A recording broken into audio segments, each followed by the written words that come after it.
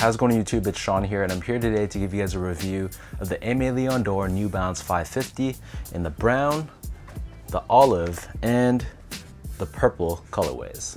Today's video is brought to you by Heflux. Heflux is my all-time favorite sneaker insoles, and they sell ETP insoles, which essentially is the same material you'll find in Adidas Boost.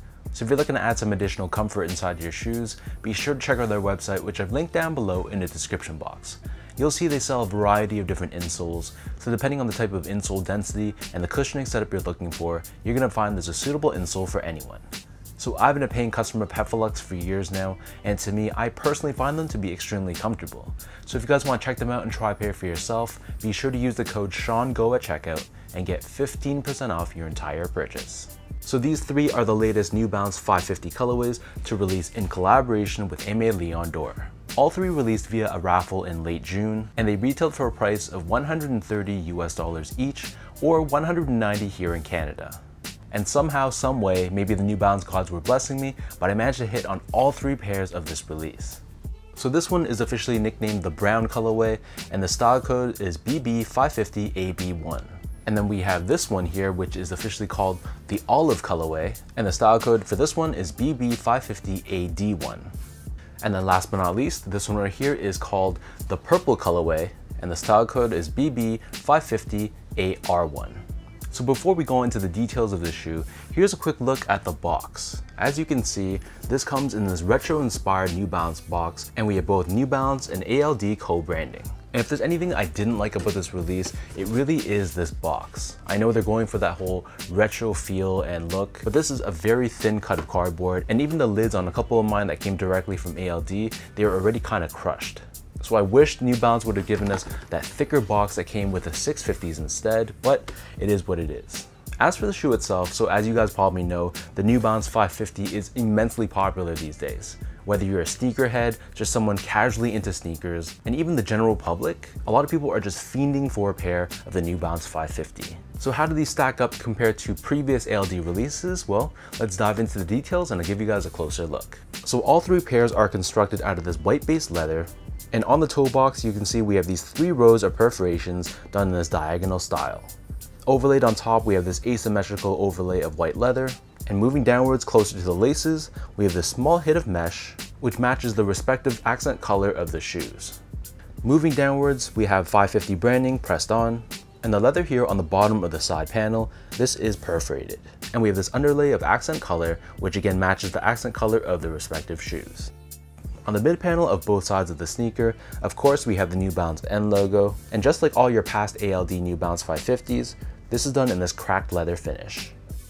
Moving further down, we have another hit of this smooth leather, which is done in that same accent color, and underneath this we have nylon, and the top portion of the heel is very well padded. Wrapping around the bottom of the heel, we have more of that white leather, and stamped in the center we have the New Balance logo done in that respective accent color. And then surrounding the bottom of the heel, we have this rubber heel clip, which gives you added structure and support for the back end of the shoe. As for the laces, so these come with different lace options. The standard default lace these come with is a white-based flat lace, but all three pairs come with 2 extra lace options. So they all come with these cream laces, along with a third lace that matches the accent color of the shoes. Underneath this, we have your traditional nylon tongue, which is done in this slightly off-white or cream color. And on the top, we have this rectangular tag with ALD and 550 co-branding. As for the insoles, these come with your typical Ortholite 550 insoles. So you can see this is double stacked. So we have your traditional foam lining which runs from heel to toe, but then covering the back half of the insole, we have a secondary layer of foam which gives you added support and cushioning. So the upper of the 550 sits atop this solid rubber cupsole, which is done in this vintage looking cream color. On the lateral side we have both the New Balance logo and the New Balance word mark, but on the medial side you'll see that the middle portion is actually exposed foam, and this similarly is done in this yellowed vintage finish. And then finally, looking at the bottom of the shoe, we have your traditional 550 outsole, which is entirely done in rubber in that same accent color. So we have the circular pivot point on the forefoot, along with New Balance branding on the heel. So that breaks down the look and the construction of these 550s. And for those wondering about sizing, to me these fit like most of my other 550s, so I personally prefer to go a half size down, so I got all three in a 9.5. So I'm a true size 10, slightly on the wider side, and I wear 9.5 in most of my 550s because I feel like they run a little bit long. Going true to size is good from a width perspective, but there's just way too much space from a length perspective, and I have a ton of heel slippage when I do go true to size. But if you have really wide feet, you probably want to stick true to size because this portion right here surrounding the forefoot, it can be a little bit snug. But if you guys have worn 550s in the past before, whatever size you normally wear, I'd stick with that same size for these ones as well. Just to give you guys a point of comparison, I also go a half size down or a 9.5 in other New Balance silhouettes such as the 992, the 990 V3, V4, V5, and the 998. And in comparison, I usually stick true to size or a size 10 in the 997, the 990 V2 because of its more narrow toe box, along with a lot of made in UK models like the 991, the 1500, the 1530, and of course the 2002R as well. Moving on to the comfort, so the 550 in general I feel like is a very comfortable shoe once you really break it in. The initial step in comfort can feel kind of stiff and hard, but I feel like once the upper of the shoe really breaks in and forms to your feet, they feel really nice. I think that the insole that they give you, the ortholite insole, it's very well padded, and it's much more padded than, for example, a typical Air Force One insole. So while this shoe can be a little bit more on the heavier side, I feel like they really do form to your feet over time, and I personally find them to be quite comfortable. And last but not least, for those wondering about the quality, so this is the area of the shoe that I was a little bit disappointed in. So I know general release 550s are pretty poor quality when it comes to leather. It's very synthetic and it has that very hard plastic coating on top. But in the past, I found the ALD 550s were much better quality compared to the GRs.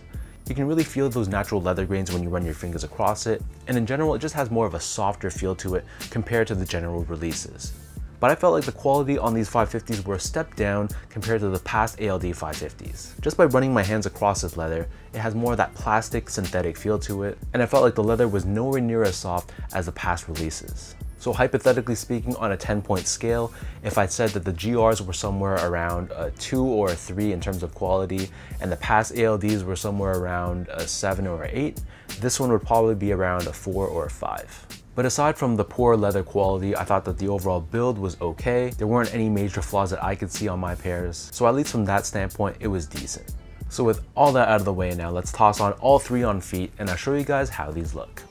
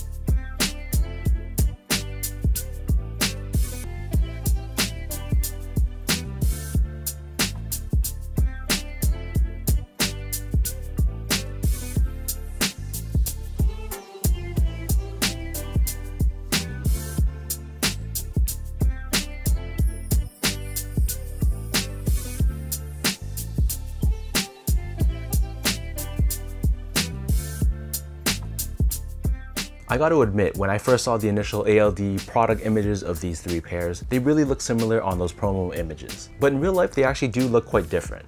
This one, of course, is more of a true purple as opposed to burgundy on the images. And then the brown and the olive, of course, are unique in their own way.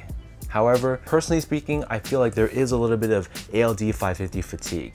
I think that all three of these pairs look so similar to their past releases. So at the end of the day, how many ALD 550s do we really need in our collection?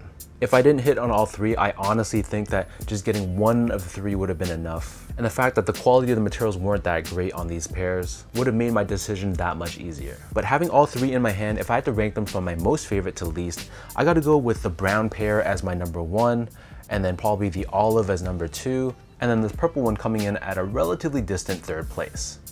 But let me know in the comment section down below what you guys think of these ALD New Balance 550s. Of the three, how would you rank them from best to worst? And for anyone watching, were you guys able to hit on 1, on 2 pairs, or like me, and did you hit on all 3? If you guys like this video, be sure to like, comment, and subscribe to my channel if you haven't yet. You can follow me on my Instagram account at esco8 for my photos. Check me out on Twitter at sean.go and visit my website as well at seango.ca. So until next time, thank you guys so much for watching. Truly appreciate your love and support, and I'll catch you guys all in my next video.